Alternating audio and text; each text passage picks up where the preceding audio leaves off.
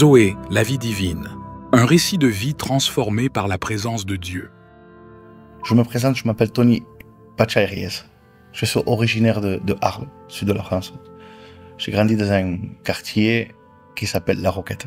C'est un quartier où c'est que les familles gitanes avec les familles italiennes, les familles maghrébines étaient toutes ensemble soudées. Et j'ai vécu mon enfance là. Il y avait ma grand-mère. Moi j'habitais là, ma grand-mère était en face. Il y avait mes tantes.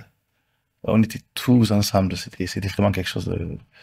Le souvenir que je garde fort de La Roquette, c'est qu'il y avait de l'amour. On était tous ensemble. Unis. Une famille unie. Ben, je viens d'une famille d'artistes. En fait, mon grand-père était José Reyes.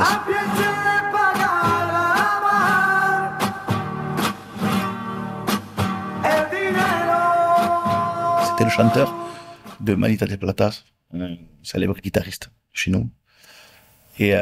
Et mon grand-père, il a créé Los Reyes.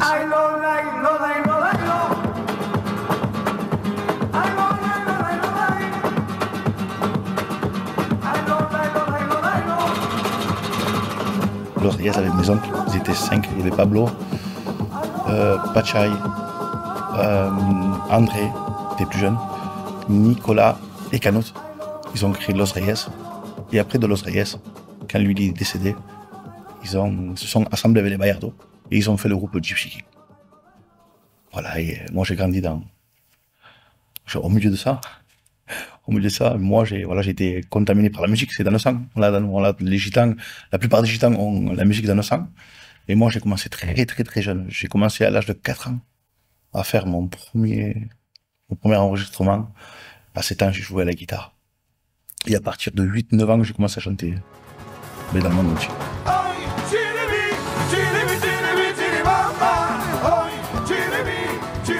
Chez nous, chez la famille Reyes, il y a un pasteur. C'est lui qui a fait un réveil dans la famille Reyes. Il s'appelle Pachay, comme moi. On l'appelle le grand Pachay, le pasteur Pachay, on l'appelle. Et c'est lui qui a fait un réveil à Arles. Et c'est par rapport à lui qu'on a connu l'évangile. Parce qu'avant, on n'était pas du tout dans l'évangile, j'étais plutôt catholique, tu vois. Et en 2014, j'ai rencontré le Seigneur par rapport à mon frère, qui m'a invité dans une réunion. J'ai été. La parole m'a plu, ça m'a plu. Et de là, j'ai donné mon cœur à Dieu. Alors, au début, c'était très bien. Ça me plaisait beaucoup. Dans ma communauté, on n'acceptait pas qu'on puisse vivre de la musique, faire de la musique. Et en même temps, être la loi. Pour eux, c'était inconcevable de pouvoir faire la deux, c'est inconcevable encore aujourd'hui de le faire.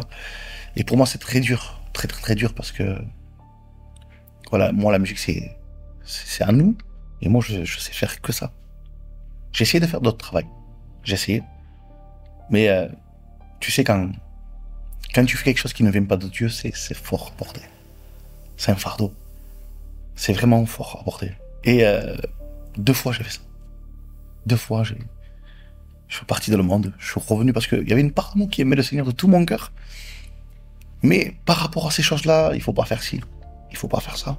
On peut pas aller ici, on peut pas aller là-bas. Ça me bloquait. Ça me bloquait. Et dans mon cœur, j'avais pris la décision de dire, j'avais dit à ma femme, écoute, je veux plus de Dieu. C'était peut-être méchant de ma part, mais je voyais Jésus comme un tyran, tu sais. Quand t'as des enfants qui te demandent une paire de baskets, tu peux pas leur acheter. Quand t'as des enfants qui te demandent quelque chose de simple, tu peux pas venir à leurs besoins. C'est dur pour un père. C'est dur à porter. C'est très dur. En plus, je demande à Dieu, Seigneur, trouve un travail. Je faisais des démarches pour trouver un travail. Mais il y avait rien qui s'ouvrait à moi. Parce que c'était pas la volonté de Dieu, c'était la volonté des hommes. C'était la volonté des hommes, mais pas celle de Dieu. Et je suis resté... Voilà, j'ai dit c'est fini, je veux plus entendre parler des choses de Dieu. Et j'ai fait ma vie dans le monde.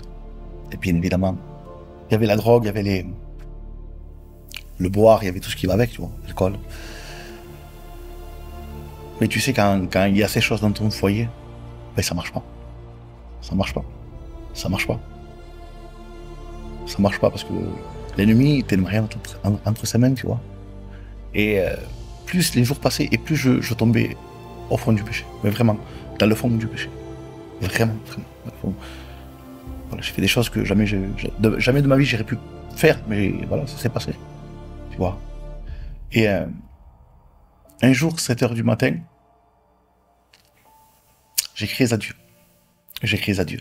Parce que dans le groupe avec lequel j'étais, il y avait un frère qui avait rencontré le Seigneur. Il avait totalement changé. Moi, je connaissais ce frère, c'était mon copain. C'est avec lui que je faisais les 400 coups. Et il a changé d'un coup. Il a changé, plus la même personne. Mais j'ai dit, il y avait une jalousie en moi qui s'est mise, tu vois. Et je dis, Seigneur, je veux ce Jésus aussi. Je te veux, Seigneur, je veux, c'est ça que je veux. Et à 7 h du matin, je revenais d'une fête, alcoolisé et drogué, bien sûr. Et j'ai crié à Dieu. Un cri de désespoir, tu vois, je pleurais dans ma voiture. De l'angoisse, je dis encore, je vais rentrer comme ça chez moi. Si ma fille, si ma fille me voit comme ça, quelle honte, ma compagne. Ça me faisait honte de rentrer comme ça chez moi. L'ennemi nous donne beaucoup de choses. Mais au final, pourquoi? J'avais un vide dans mon cœur. Je pouvais avoir de l'argent, je pouvais faire ce que je voulais, mon cœur était vide. J'essayais de le combler par des choses. Mais tu le sais que, voilà, s'il n'y a pas Jésus dans un cœur, ben, la vie c'est difficile. Surtout quand tu as connu les choses de Dieu. Et j'ai crié à Dieu, j'ai dit, Seigneur, s'il te plaît, viens m'aider. Seigneur, j'ai besoin de toi, viens me délivrer. Quand j'ai crié à lui en pleurant, j'ai senti la main de Dieu. Dans l'image, j'ai vu comme une main, tu vois, qui m'a levé de la boue du péché. Et par la grâce de Dieu, il y a 3 ans que je sers au Seigneur. Et j'ai été délivré de toutes mes addictions. De toutes mes addictions. Tu sais, je veux mettre vraiment le point sur la drogue. Parce que ça touche beaucoup, dans le monde, ça touche beaucoup de personnes. J'ai essayé plusieurs fois par mes propres forces de m'en sortir. Chez nous, chez les gitans, on jure, on promet. Et une parole de gitan, c'est ça. Quand tu dis ça, c'est ça. Et même si je promettais, c'était plus fort que moi parce que, voilà, Dieu n'avait pas pris encore la place à mon cœur. Mais aujourd'hui, je remercie le Seigneur. Moi et mon foyer, nous servons l'Éternel. Voilà. Ce verset qui dit, moi et ma maison, nous servirons l'Éternel. Ça me fait beaucoup de bien. Et quand j'ai crié à Dieu que le Seigneur m'avait délivré de toutes mes addictions, tout ça, le Seigneur crée des connexions, crée souvent des connexions.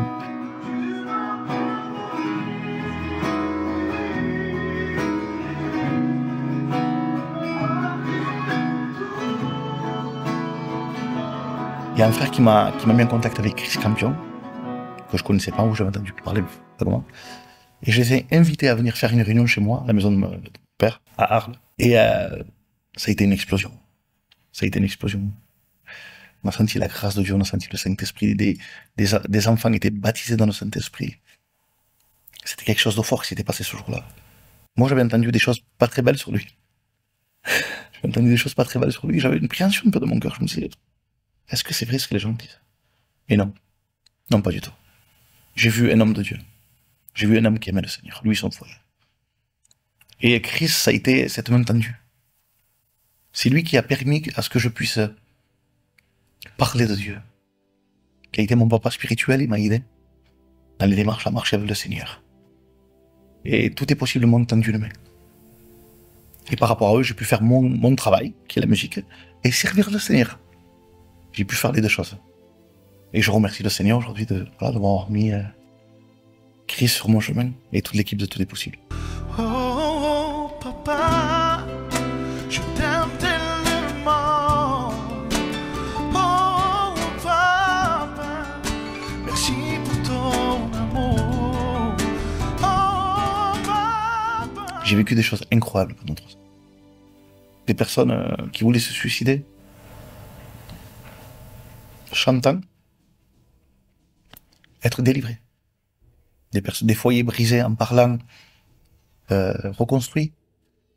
Plein de choses. Une fois, j'étais au Mexique avec les Gypsy Kings. Et il y avait un percussionniste. En fait, il y avait quelqu'un qui remplaçait notre percussionniste. Et pour lui, de jouer les Gypsy Kings, c'est vrai que c'est fameux de jouer les Gypsy Kings en tant que... C'est vrai, ils sont connus dans le monde entier, c'est merveilleux. Mais lui, il était émerveillé par ça. Mais moi, je sentais le besoin de son cœur. Il y a un frère qui est chrétien, dans le groupe qui s'est levé. un chrétien, il lui a témoigné de Jésus. Et lui m'a dit maintenant, parle. On a parlé, on a commencé. Moi, il me dit, Gypsy King, c'est énorme. J'ai dit, oui, oui. J'ai dit, tu sais, c'est bien beau d'être dans le groupe de Gypsy King, c'est bien. Mais tu sais, ça remplit pas un cœur. Parce que le Seigneur, pendant que je lui parle, je vois un cœur vide, tu vois. Il me dit comment? Je dis non, ça remplit pas un cœur. Le seul qui remplit un cœur s'appelle Jésus. Et là, je sens le Saint-Esprit tomber. Là où on était, tu vois. Il me dit, je veux ce Jésus. Je dis, mais c'est facile. Donne depuis ta vie. On a commencé à prier et il a accepté Jésus dans sa vie. Et plein d'expériences comme ça. Des guérisons, des transformations, des choses magnifiques qu'on a vécues. J'ai vécu vraiment des choses, vraiment de belles choses. Et une fois, je suis à Dubaï. Et là, je suis saisi par le Saint-Esprit. Dieu me parle, me dit, il y avait un ami à moi. Il avait une maladie des yeux, tu vois. Il avait un problème. Il dit, tu vas prier pour lui. Et je dis, Seigneur, comment ça je vais prier pour lui? J'ai dit, comment ça devant tout le monde? En plus, on était c'était un endroit un peu huppé, tu vois, c'était de l'extérieur. C'était vraiment, il y avait du monde. Et moi, j'avais vraiment honte de le faire. Mais bon, j'ai été attentif à la voix de Dieu. J'ai dit, écoute, je peux prier pour toi, s'il te plaît. Alors, on était à l'extérieur, je le prends avec moi, on va à l'intérieur. Et quand je l'amène à l'intérieur, je commence à prier pour lui. Et le patron du restaurant, au fond, il vient, il s'avance. Il s'approche. Il me dit, je voudrais ce Jésus. Moi aussi. Et là, j'ai commencé à prier pour les deux. Mais on a senti la grâce de Dieu, le Saint-Esprit tomber. Il y a des expériences, beaucoup d'expériences. Jésus, Jésus, comment ne pas t'aimer, comment ne pas t'adorer, ô roi des rois. Là, ça fait 3 ans déjà que je sers le Seigneur, avec mon foyer. Ma compagne, qui est un soutien pour moi, je remercie le Seigneur. Mes enfants aussi, ont donné leur vie à Jésus. Aujourd'hui, je peux dire que moi et ma maison, nous servons l'Éternel. Et c'est un rêve que je vis. Je le vis tous les jours. C'est merveilleux d'appartenir à Dieu. J'ai appris pendant ces 3 ans que nous sommes enfants de Dieu. Et le Seigneur nous dit d'aller de partout dans le monde et d'annoncer la bonne nouvelle. Même dans des endroits, on peut penser pour l'être humain, non, il faut pas aller là-bas. Mais le Seigneur, s'il te veut là, c'est lui le patron, il te veut là. C'est pour ça qu'il faut vraiment s'appuyer sur Dieu et malheur à l'homme qui se confie à l'homme. Il faut s'appuyer à Dieu de tout son cœur et avancer avec lui. Voilà ce que je peux laisser aujourd'hui. De faire confiance au Seigneur. La vie divine réservée par Dieu se révèle pleinement lorsque nous faisons sa volonté, plutôt que celle des hommes. En suivant Dieu, nous découvrons une existence enrichie par sa paix et son amour.